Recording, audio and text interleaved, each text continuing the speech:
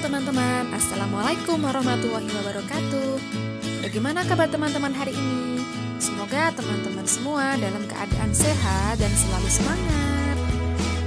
Teman-teman, kali ini kita akan belajar bab 5, cerita tentang daerahku. Di mana tempat tinggal kalian? Jika mendapatkan pertanyaan tersebut, kalian sudah pasti bisa menunjukkan dengan benar di mana rumah kalian berada. Tetapi, apakah kalian sudah mengenal provinsi tempat tinggal kalian berada? Apa saja kekayaan alamnya? Lalu, bagaimana dengan kehidupan masyarakat di daerah kalian? Yuk kita pelajari bersama di bab ini.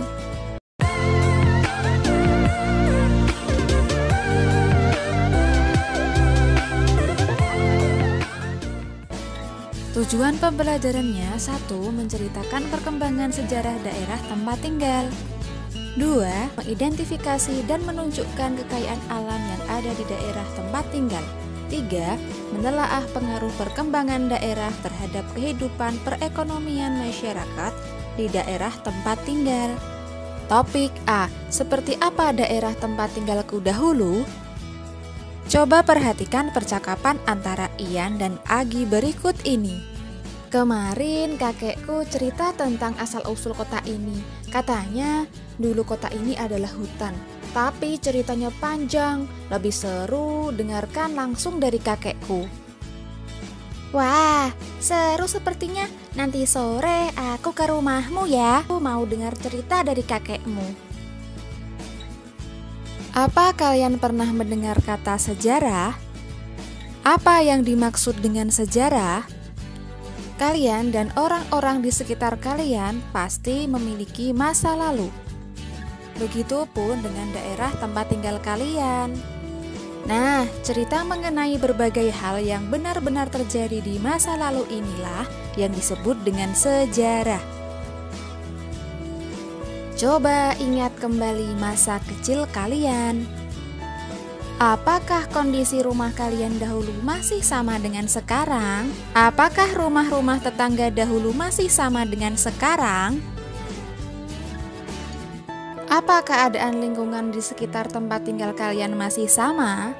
Setidaknya, lingkungan di sekitar tempat tinggal kalian pasti sudah menjadi lebih ramai.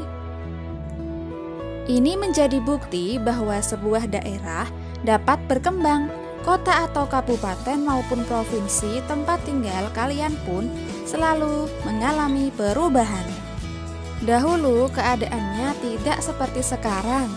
Penduduknya tidak sebanyak sekarang. Lingkungan alamnya pun kemungkinan besar tidak sama dengan saat ini. Mari mencari tahu. Tahukah kalian bahwa salah satu faktor perkembangan daerah kalian adalah karena adanya pengaruh dari perkembangan kerajaan-kerajaan di zaman dahulu? Lalu, tahukah kalian bahwa bangsa Indonesia baru mengenal aksara setelah berkembangnya sistem pemerintahan kerajaan?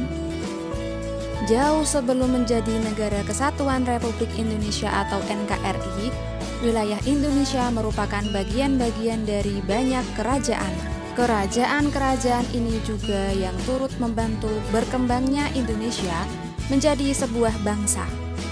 Yuk kita cari tahu bersama mengenai kerajaan-kerajaan ini. Berikut yang perlu dilakukan. 1. Pelajari mengenai kerajaan-kerajaan di Nusantara dan wilayah kalian berdasarkan informasi berikut. A. Wilayah kerajaan yang memengaruhi perkembangan daerah tempat tinggal kalian. B. Peninggalan sejarah. C. Tokoh. Tuliskan informasi tersebut pada buku tugas kalian. 3. Sampaikan informasi tersebut pada kegiatan diskusi bersama teman dan guru kalian. Kerajaan-kerajaan di Nusantara. Kerajaan-kerajaan yang pernah berkembang di Nusantara dipengaruhi oleh 3 corak budaya, yakni Hindu, Buddha, dan Islam. Yang pertama, kerajaan bercorak Hindu-Buddha.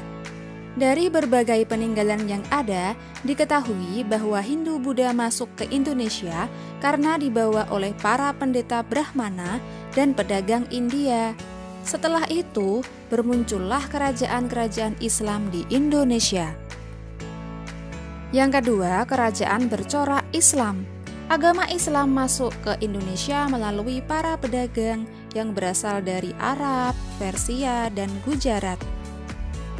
Waktu itu, kekuatan kerajaan Majapahit dan Sriwijaya sudah mulai melemah. Kerajaan-kerajaan yang berada di bawah kekuasaan mereka mulai melepaskan diri dan raja-rajanya memeluk agama Islam. Setelah itu, bermunculan kerajaan-kerajaan Islam di Indonesia.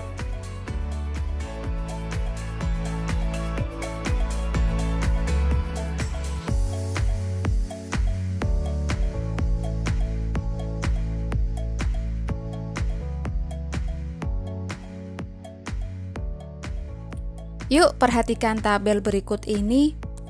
Yang pertama yaitu kerajaan bercorak Hindu. Kerajaan Hindu yang pertama yaitu Kerajaan Kutai di Kalimantan Timur dengan Raja Kudungga, Aswamarman, dan Mulawarman. Peninggalan sejarahnya yaitu prasasti atau stupa berbentuk tugu batu bertuliskan huruf Pallawa.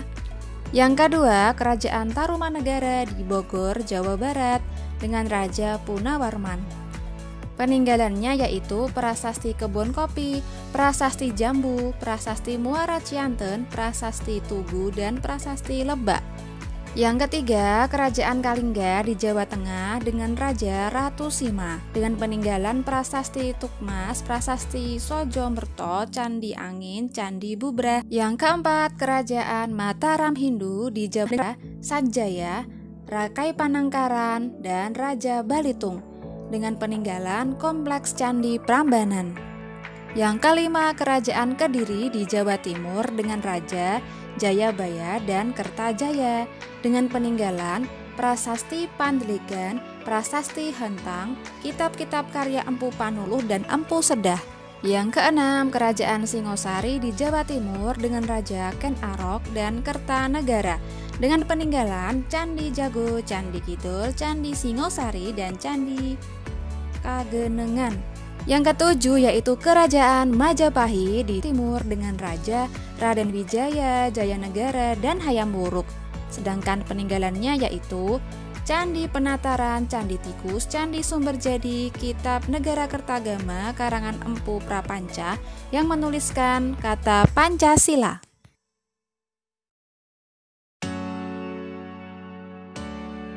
Selanjutnya yang kedua yaitu Kerajaan bercorak Buddha. Ada dua kerajaan yaitu Kerajaan Sriwijaya dan Kerajaan Mataram Buddha. Kerajaan Sriwijaya di Sumatera Selatan dengan Raja Balaputra Dewa Sri Sangrama Wijaya. Yang kedua, Kerajaan Mataram Buddha di Jawa Tengah dengan Raja Banu, Wisnu, Indra, dan Samaratungga dengan peninggalannya yaitu Candi Kalasan, Candi Sewu, Candi Pawon, Candi Bendut, Candi Borobudur, dan Candi Ngawen. Selanjutnya yaitu kerajaan bercorak Islam. Yang pertama ada Kerajaan Samudra Pasai di Nangro Aceh Darussalam dengan Raja Sultan Malik As-Solih, Sultan Malik At-Thohir, Sultan Ahmad, dan Zainal Abidin. Dengan peninggalannya batu nisan makam Sultan Malik As-Solih, Cakradonya sebagai hadiah dari Kaisar Cina. Yang kedua, Kerajaan Aceh di Nangro Aceh Darussalam dengan Raja Ali Mugayat Salahuddin Alauddin Riayat Syah, Sultan Iskandar Muda I, Iskandar Tsani atau Sultan Iskandar Muda II, Ratu Tajul Alam Syafiyatuddin Syah dengan peninggalan Monumen Darussalam, Makam Sultan Iskandar Muda I, Herhof atau kuburan serdadu Belanda. Yang ketiga, Kerajaan Demak di Demak, Jawa Tengah dengan Raja Raden Patah Adipati Unu Sultan Trenggono Pangeran Hadiwijaya dengan peninggalan Masjid Agung Demak, piring campa, sokat total atau tiang utama masjid, beduk, dan kentongan. Yang keempat, Kerajaan Banten di Serang, Banten dengan Raja Sultan Hasanuddin, Syekh Maulana Yusuf, Maulana Muhammad, Pangeran Ratu, Sultan Ageng Tirtayasa. Peninggalannya yaitu Masjid Banten, Benteng Spilwich, dan Meriam kuno Ki Amuk. Yang kelima, Kerajaan Ternate di Maluku Utara dengan Raja Sultan Zainal Abidin, Sultan Hairun Alauddin Riayat Shah, dan Sultan Ba'abullah dengan peninggalan Istana Sultan Ternate, Benteng Kerajaan Ternate, dan Masjid Ternate. Yang keenam, Kerajaan Tidore di Maluku dengan Raja Sultan Mansur, Sultan Muku dengan benteng peninggalan Portugis dan Spanyol. Lalu yang terakhir ada Kerajaan Goa di Makassar, Sulawesi Selatan dengan Raja Sultan Alauddin, Muhammad Said, dan Sultan Hasanuddin dengan peninggalan sejarah Benteng Ujung Pandang, Makam Sultan Hasanuddin. Tantangan kakek Ian. Sore hari tiba, Banu datang ke rumah Ian tak sabar mendengar cerita dari kakek Ian. Sebelum bercerita, kakek Ian memberi Banu dan Ian tantangan. Kakek Ian menantang Banu dan Ian untuk menebak siapa saja tokoh di benda tersebut. Benda apakah itu? Yuk coba bantu Banu dan Ian mendapatkan jawabannya. Siapkan buku tugas dan baca dahulu instruksinya sebelum memulai kegiatan. 1. Guru kalian akan meminta kalian mengeluarkan uang kertas yang sudah diminta membawa sebelumnya. 2. Salinlah tabel berikut ini pada buku tugas kalian. Tabel ini digunakan untuk menyimpan informasi yang kalian dapatkan dari hasil observasi. 3. Kalian dapat mulai mengamati benda tersebut. 4. Kalian dapat mencari tahu dengan mencari informasi dengan buku, internet, ataupun dengan bertanya pada orang di sekeliling kalian. Kalian juga dapat meminta artikel tambahan dari guru kalian. Yang kelima, tuliskan jawaban kalian pada buku tulis. Berikut ini adalah beberapa contoh tokoh pada mata uang. Misalnya saja pada uang Rp10.000 terdapat tokoh yang bernama Frans Kaisiepo yang merupakan pahlawan nasional yang lahir di Biak pada 10 Oktober 1921 yang memiliki andil besar pada penyatu Irian Jaya atau Papua ke Indonesia. Contoh lain misalnya pada mata uang Rp50.000 terdapat tokoh yang bernama Insinyur Haji Juanda Kartawijaya yang merupakan salah satu pahlawan kemerdekaan Indonesia yang pernah menjabat sebagai Perdana Menteri ke-10. Selain itu, ia juga sekaligus menjabat sebagai Menteri Keuangan dalam Kabinet Kerja 1. Mari mencari tahu. Mari kita mencari tahu sejarah daerah tempat tinggal kita. Guru kalian akan mengundang narasumber dan membuat gelar wicara mini. Siapkan buku tulis dan baca instruksinya sebelum memulai kegiatan. 1. Buatlah 5 pertanyaan yang akan kalian tanyakan saat gelar wicara berlangsung mengenai A. Bentang alam atau kenampakan lingkungan daerah tempat tinggal kalian dahulu dan kini. B. Sejarah berdirinya daerah tempat tinggal kalian. C. Tokoh daerah yang berperan penting dalam perkembangan daerah tempat tinggal kalian. D. Kerajaan yang pernah berkembang di daerah tempat tinggal kalian. E. Pengaruh berkembangnya kerajaan di masa dahulu dengan perkembangan daerah tempat tinggal kalian kini. Lalu salinlah tabel berikut ini ke dalam buku tulis kalian. Tabel ini digunakan untuk menyimpan informasi yang kalian dapatkan dari hasil gelar wicara. Terdapat 2 kolom ya. Kolom yang pertama nama narasumber dan yang kedua kolom informasi. Kosakata baru. Gelar wicara adalah acara berbincang-bincang di televisi atau radio yang dilakukan dalam suatu panel yang terdiri atas beberapa tokoh dan dipandu oleh pembawa acara. Lakukan bersama. Berkumpullah dengan kelompok yang sudah disepakati bersama guru kalian. Siapkan 1 lembar kertas karton atau samson serta alat mewarnai untuk kegiatan ini. 1. Buatlah peta pikiran dengan tema sejarah daerah kalian yang berisi informasi dari gelar wicara yang sudah dilakukan. 2. Sertakan juga perbandingan daerah kalian dahulu dan saat ini. 3. Tambahkan keterangan terkait tanggal penting, nama tokoh, daerah, dan hal lain yang dianggap penting jika ada. Mari refleksikan. 1. Menurut kalian, seberapa penting mengenal sejarah? Mengapa? Nah, ini alternatif jawaban yang dapat kalian jawab. Menurut saya, mengenal sejarah sangat penting karena dapat menjadi pelajaran berharga untuk masa depan dan dapat menumbuhkan rasa cinta tanah air. 2. Apa hal menarik dari sejarah daerah tempat tinggal kalian?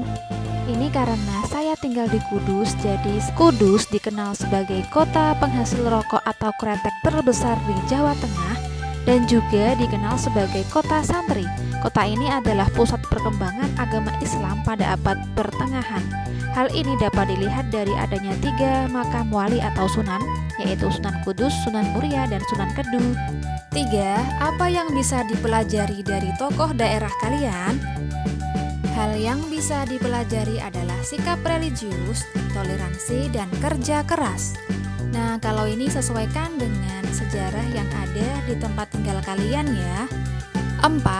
Apakah menurut kalian masyarakat di daerah tempat tinggal kalian sudah menjaga peninggalan sejarahnya dengan baik? Mengapa? Jawabannya yaitu sudah, karena masyarakat sangat menghargai sejarah dan merawat peninggalan sejarah. Nomor 5, menurut kalian cara apa saja yang bisa dilakukan agar peninggalan sejarah di daerah kalian bisa terjaga dengan baik? Alternatif jawabannya antara lain yang pertama, dengan menjaga kebersihan dan keindahan. Yang kedua, turut menjaga kelestarian peninggalan sejarah. Yang ketiga, tidak mencoret-coret tempat peninggalan sejarah. Nomor 6, menurut kalian, apakah apa yang kalian lakukan sekarang bisa menjadi sejarah yang mengubah masa depan? Apa contohnya? Jawabannya iya, tentu. Misalnya, belajar dengan sungguh-sungguh untuk meraih cita-cita. Belajar lebih lanjut. Kehidupan di masa lalu dapat diketahui dari peninggalan-peninggalan bersejarah berupa adat atau budaya, alat yang digunakan, tulisan, maupun dalam bentuk bangunan. Peninggalan bersejarah yang berupa budaya merupakan kebiasaan yang berasal dari nenek moyang dan berlaku secara turun-temurun dalam masyarakat. Selanjutnya yaitu peninggalan masa kerajaan Hindu-Buddha. Yang pertama, gambar candi. Candi merupakan bangunan yang dibuat dengan tujuan untuk memuliakan seseorang yang telah mati yang berasal dari keluarga raja atau orang terkemuka. Lalu ada arca. Arca adalah patung yang terbuat dari batu yang dipahat menyerupai seorang manusia atau binatang. Yang ketiga, seni ukir. Hasil seni ukir atau seni pahat yang dapat kita jumpai sebagai hiasan pada dinding candi. Lalu ada karya sastra. Peninggalan kitab-kitab bersejarah seperti kitab Sutasoma karya Empu Tantular. Dalam kitab inilah terdapat kata Bhinneka Tunggal Ika yang menjadi semboyan persatuan kita. Yang terakhir, bahasa dan tulisan. Peninggalan dari masa kerajaan Hindu-Buddha menggunakan bahasa Sanskerta dengan tulisan huruf Pallawa seperti yang tertulis pada prasasti-prasasti. Selanjutnya yaitu peninggalan masa kerajaan Islam. Yang pertama, masjid. Masjid merupakan salah satu peninggalan sejarah Islam di Indonesia yang paling banyak ditemukan. Lalu yang kedua ada kaligrafi. Kaligrafi adalah suatu seni menulis huruf Arab dengan gaya dan susunan yang indah. Peninggalan kaligrafi pada masa silam dapat kita temukan sebagai hiasan ukir atau tulis. Yang ketiga, batu nisan. Bentuk bangunan sebagai penanda dimakamkannya jenazah seseorang. Yang keempat, ada seni pertunjukan. Seni yang digunakan para ulama terdahulu sebagai media untuk menyebarkan agama Islam seperti wayang, seni tari, dan seni musik. Yang kelima, karya sastra. Seni sastra pada masa perkembangan Islam di Indonesia umumnya berkembang di sekitar Selat Malaka dan Pulau Jawa. Pada umumnya berisi ajaran khusus misalnya tasawuf, filsafat, kemasyarakatan, dan tuntunan budi pekerti. Yang keenam, keraton. Keraton tempat kediaman raja beserta keluarga dan juga berfungsi sebagai pusat kegiatan pemerintahan. Yang terakhir, seni ukir. Seni ukir peninggalan kerajaan Islam biasanya berupa hiasan bentuk dedaunan dan bunga.